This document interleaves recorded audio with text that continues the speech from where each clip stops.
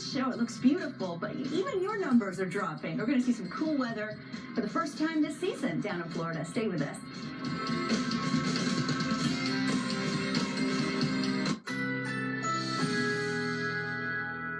A flood advisory is in effect.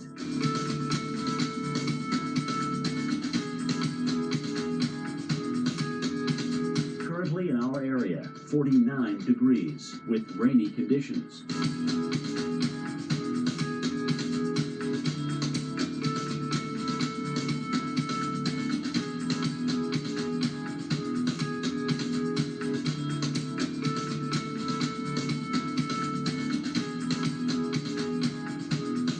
Tonight, rain and wind, low 43.